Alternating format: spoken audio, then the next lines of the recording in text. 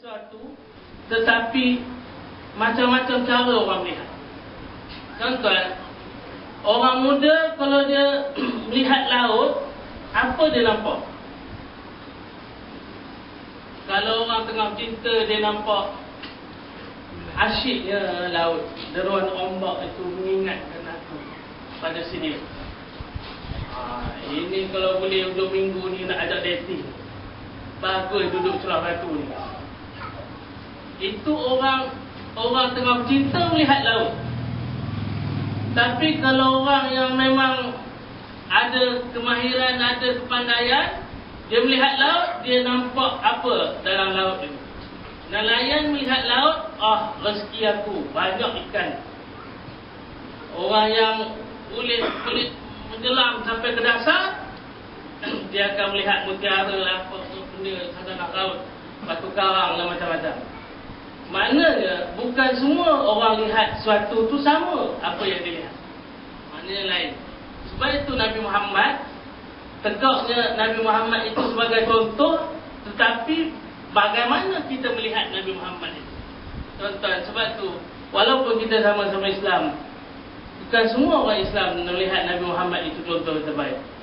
Hanya orang yang beriman dengan Allah dan hari akhirat, dan wa dzakarallaha katsira, dan mengingati Allah dengan banyak.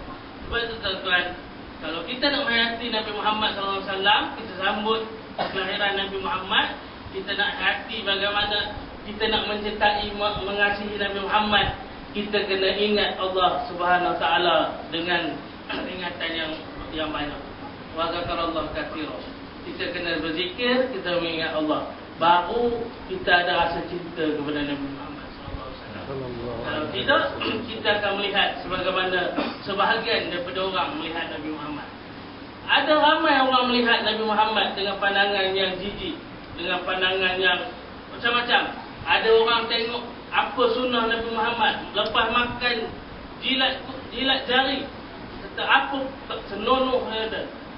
Walaupun pada hakikatnya dunia mengakui betapa hebatnya Nabi Muhammad, tapi orang yang tidak ada iman, tidak diberi hidayah, tidak mengingati Allah, dia hanya melihat keburukan yang diwujudkan pada diri Nabi Muhammad. Sedangkan Nabi Muhammad hakikatnya tidak ada keburukan sama sekali.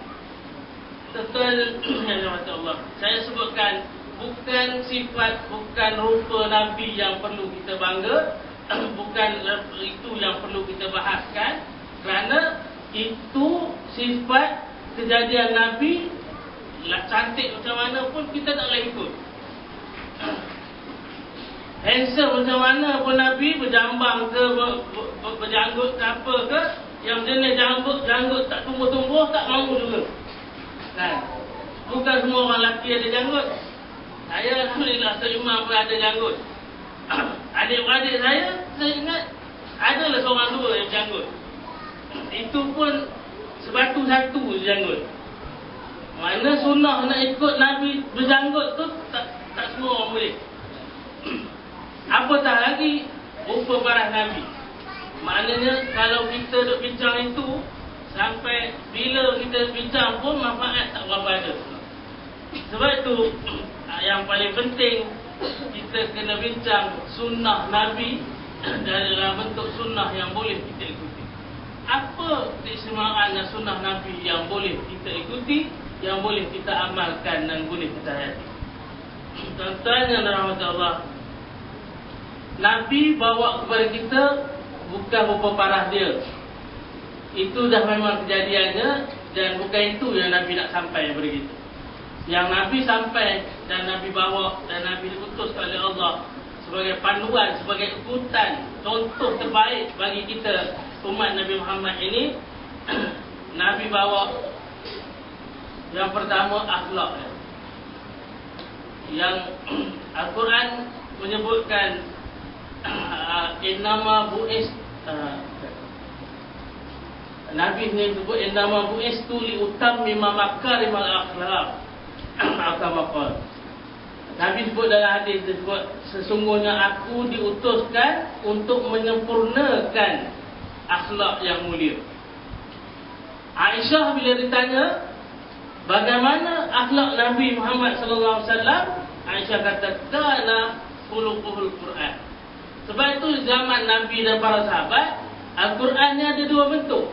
Yang satu Al-Quran yang berbentuk maqru'ah, Al-Quran yang dibaca sebagaimana mushaf yang ada pada kita.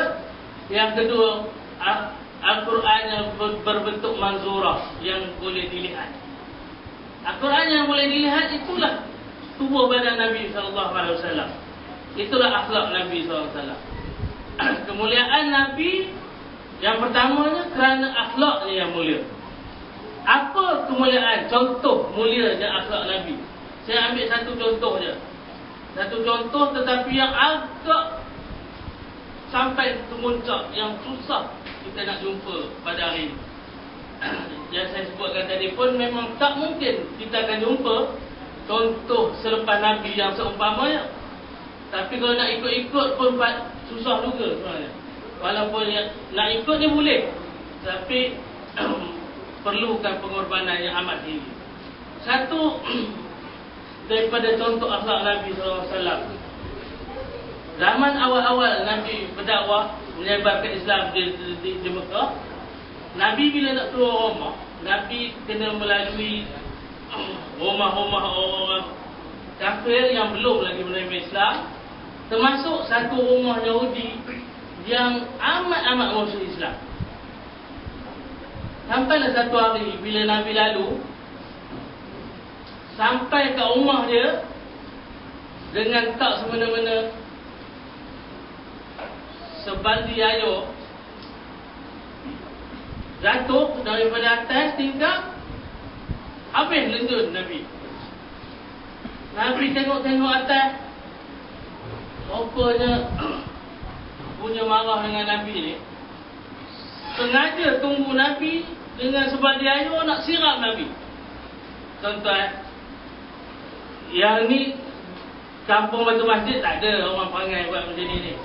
Marah dengan Tok Imam pun dia tak buat. Kan, paling kurang kita orang Melayu, kesian juga nak buat sampai macam tu. Bila Nabi tengok dia pun dah siram tu, dia diam. Nabi terus cakap, tak apa, aku tahu kamu tersilap. Kamu tak tahu aku lalu bawah ni, aku maafkan, tak ada masalah. Jangan risau. Tak apa Nabi, ayo je.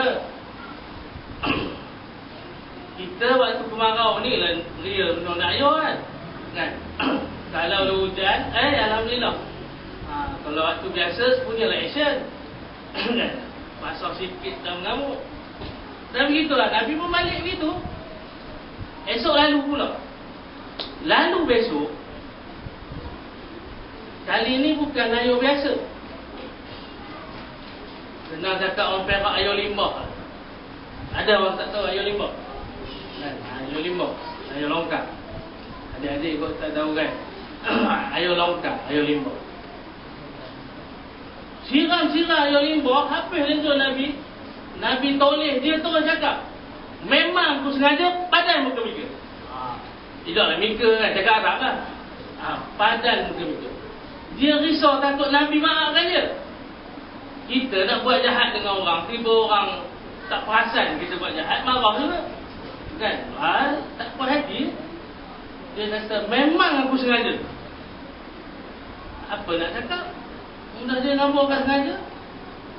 Balik itu, besok lalu, takkan sampai 3 hari nak buat kan. Lalu, rupanya tak habis-habis rupanya. Hari ketiga bukan air limbah dah. Dengan tali perut, binatang, apa benda lah, tali perut, uri, semua masuk lah. Hancin dia baru tak tahu nak kata. Siram mobil tu, dia kata, memang aku sengaja padan muka kamu. Nabi tak boleh kata apa. Balik rumah tuan-tuan. Balik rumah, Fatimah anak Nabi ni, Fatimah cuci baju Nabi ni, Fatimah menangis. Fatimah sebut, ya abata, ma zambuka ya abata. Ayahanda, apa dosa kamu yang orang buat kamu sampai macam ni.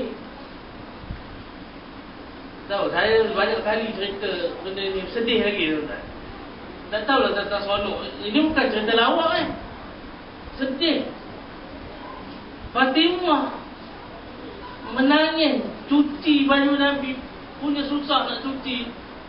Nabi terpaksa pujuk Fatimah, jangan menangis. Yang buat aku ni bukan orang Islam. Dia tak faham. Dia tak faham. Itu akhlak Nabi. Akhirnya hari besok nak lalu kat mana, kena lalu juga. Tapi hati-hati. Tengok-tengok tak ada pula nunggu kat tinggal. Lama Nabi tunggu pula, ikut keluar. Jiran sebelah pula buka tinggal. Jiran sebelah kata, Muhammad, kamu tunggu